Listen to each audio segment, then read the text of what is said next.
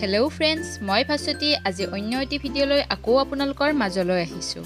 Friends, এই ভিডিঅ'টোত আপোনালোকে ফ্ৰক কেনেকৈ চিলাই কৰে আৰু পেটিকোট কেনেকৈ কাটিং কৰে এই দুয়োটা বস্তু একেলগে শিকিবলৈ পাব। আহকচোন তেতিয়াহ'লে ফ্ৰেণ্ডছ ভিডিঅ'টোৰ মাজলৈ যাওঁ। ফ্ৰক বনাবৰ বাবে মই ইয়াত 2 মিটাৰ কটন ফেব্ৰিক লৈ লৈছোঁ। এতিয়া মই কাপোৰখন দুটা ফল্ড কৰি লৈ ফ্ৰকটোৰ ওপৰৰ পাৰ্টটোৰ জোখ অনুসৰি পিচটো কাট কৰি ল'ম। আৰু বাকিখিনি কাপোৰ ফ্ৰকটোৰ তলৰ পাৰ্টটো বনাবৰ বাবে মই সাইড কৰি থৈ দিছোঁ। এতিয়া ফ্ৰকটোৰ ওপৰৰ পাৰ্টটো বনাবৰ বাবে কাপোৰখন মই 4টা ফল্ড কৰি লৈছোঁ। ফ্ৰকটোৰ চেষ্ট মই 13 ইঞ্চ লৈছোঁ আৰু লেংথ মই 17 ইঞ্চ লৈছোঁ। বাকি এক্সট্ৰা কাপোৰখিনি কাট কৰি উলিয়াই ল'লোঁ। ফ্ৰকটোৰ ফিটা বনাবৰ বাবে আমি পিছত এইখিনি কাপোৰ ব্যৱহাৰ কৰিব পাৰিম। ফ্ৰকটোৰ শোল্ডাৰটো মই 7 ইঞ্চ লৈছোঁ আৰু হেণ্ডকাফটো মই 7 ইঞ্চ মানে শোল্ডাৰটোৰ সমানেই লৈ লৈছোঁ। ফ্ৰকটোৰ চেষ্টটো মই 11 ইঞ্চ লৈছোঁ আৰু 2 ইঞ্চ এক্সট্ৰা মই মাৰ্জিনৰ বাবে লৈছোঁ। আৰু ফ্ৰকটোৰ কমৰটো মই 10 ইঞ্চ লৈ লৈছোঁ। ইয়াতো মই 2 ইঞ্চ এক্সট্ৰা লৈ লৈছোঁ। টোটেল মই 12 ইঞ্চ লৈছোঁ। এতিয়া এই আটাইবোৰ লাইন মই স্কেলেৰে আঁচ টানি চিধা কৰি লৈছোঁ। আৰ্মহোলটো মই এনেদৰে ৰাউণ্ড শ্বেপ দিছোঁ।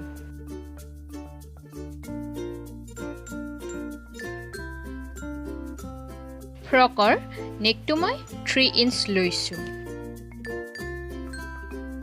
এতিয়া শোল্ডাৰটো 1/2 ইঞ্চ এনেদৰে বেকাকৈ চিন দি ল'ম।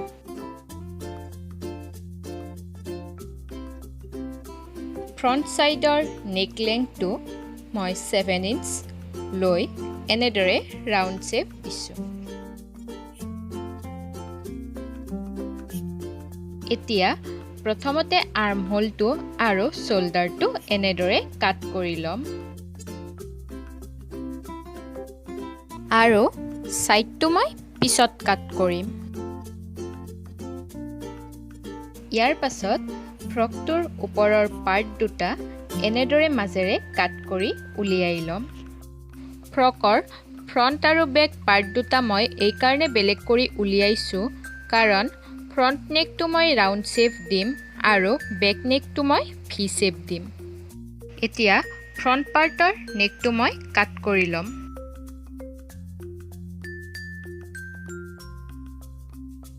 বেক পাৰ্টৰ নেকটো মই 3 ইঞ্চ লৈছোঁ আৰু নেক লেংথটো মই 7 ইঞ্চ লৈছোঁ। আপোনালোকে নেক লেংথটো নিজৰ ইচ্ছা অনুসৰি কম বা বেছি কৰি কাটিব পাৰে। নেকটো এনেদৰে ভি শ্বেপ দি এতিয়া কাট কৰি উলিয়াই ল'ম। ফ্ৰকটোৰ ওপৰৰ পাৰ্টটো কটা হৈ গ'ল।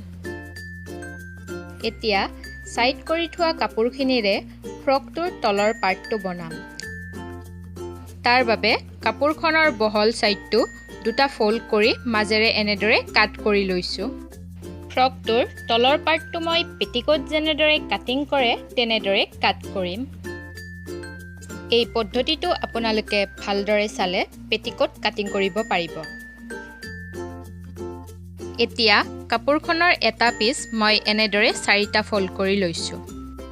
পেটিকোটবোৰত সাধাৰণতে 4টা বা 6টা কলি মানে পিচ থাকে, কিন্তু মই ইয়াত সৰু সৰুকৈ 8টা পিচ কৰিম যাতে ফ্ৰকটো বেছি বহল আৰু দেখাত ধুনীয়া হয়। এতিয়া ওপৰৰ ফালে 3 ইঞ্চ লৈছোঁ আৰু তলফালেও মই সেম 3 ইঞ্চে লৈ লৈছোঁ। পেটিকোট কাট কৰিলে সদায় আপোনালোকে ওপৰৰ ফালে যিমান লয় তলফালেও সিমানেই ল'ব লাগে। সেইকাৰণে মই দুয়োফালে 3 ইঞ্চকৈ লৈছোঁ। এতিয়া মই ইয়াৰ পৰা 8টা পিচ কাট কৰি উলিয়াম। যিহেতু কমৰটো মই 20 ইঞ্চ লৈছিলোঁ সেইবাবে ইয়াৰ পৰা 1/2 ইঞ্চকৈ চিলাইৰ বাবে মোৰ এক্সট্ৰা 4 ইঞ্চ ওলাই যাব। এতিয়া ওপৰৰ 3 ইঞ্চটোৰ পৰা তলৰ 3 ইঞ্চটোলৈ বেকাকৈ এনেদৰে আঁচ টানি ল'ব। বা ডাইৰেক্ট কাপোৰখন এনেদৰে বেকাকৈ ফোল্ড কৰিও কাপোৰখন কাট কৰি ল'ব পাৰে।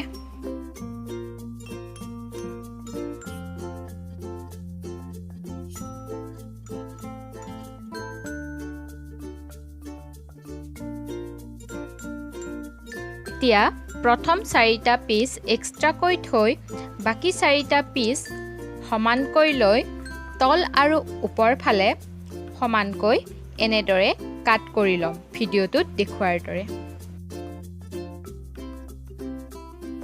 নহলে পিছত চিলাই কৰোতে ওপৰ আৰু তল সাইড দুটা অসমান হ'ব পাৰে। এতিয়া বাকি 4টা পিছৰ তল আৰু ওপৰ সাইড দুটা সমানকৈ এনেদৰে কাট কৰি লম। ইয়াৰ পৰা টোটেল 5টা পিচ ওলাব। ডাঙৰ 3টা পিচ ওলাব আৰু সৰু 2টা পিচ ওলাব। ইয়াৰ পৰা আমি ডাঙৰ পিচ এটা মাজত থৈ বাকি 2টা ডাঙৰ পিচ মাজেৰে কাট কৰি উলিয়াই ল'ব লাগিব। তেতিয়া আমাৰ সৰু পিচ 6টা ওলাই যাব। এতিয়া ডাঙৰ পিচ এটা মাজত থৈ সাইডত সৰু পিচ কেইটা ভিডিঅ'টোত দেখুৱাৰ দৰে জইন কৰিব লাগিব।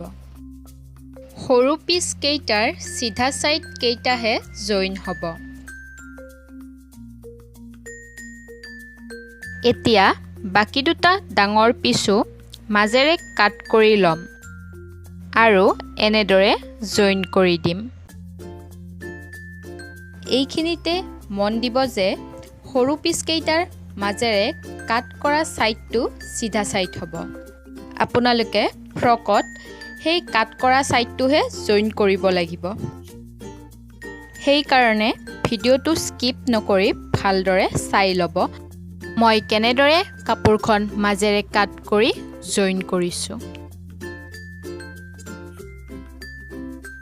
নাইবা আপোনালোকে সিধা সাইডটো চকেৰে চিন দিও থব পাৰে যাতে পিছত চিলাই কৰোতে প্ৰবলেম নহয়। মানে বেকা সাইড এটাৰ লগত সিধা সাইড এটাহে জইন দিব লাগিব।